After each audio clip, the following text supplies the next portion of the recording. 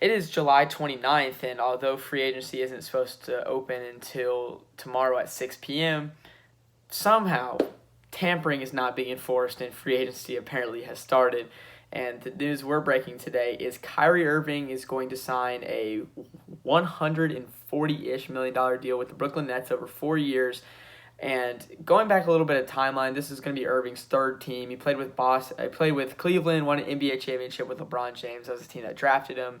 Got traded to Boston.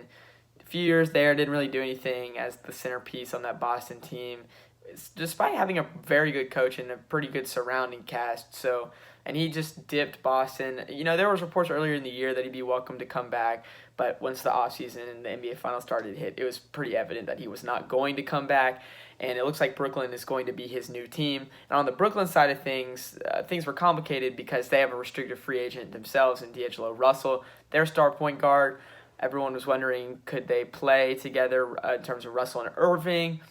A lot of people thought they could, but the Nets don't seem to have Russell in their future plans. So they are going to let Russell go. They're either going to renounce his rights as a restricted free agent and let him be an unrestricted free agent, or sign and trade him.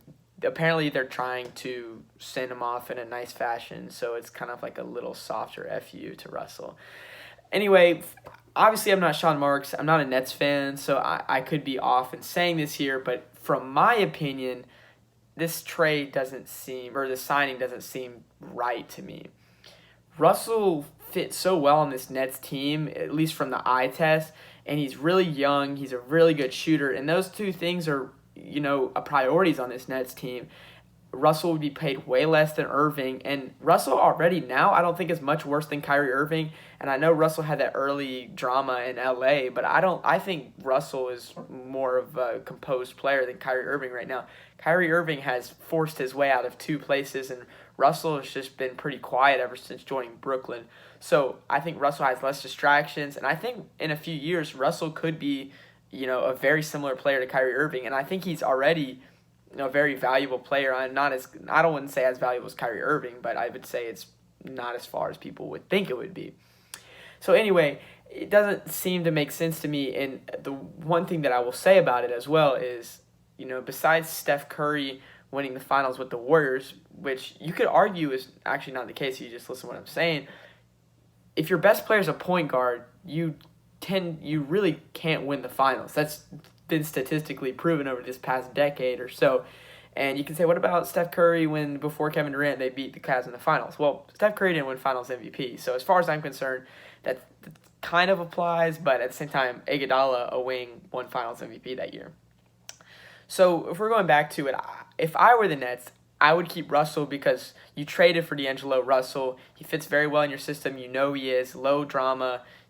Not unlike Kyrie Irving, Russell didn't force his way out of two places.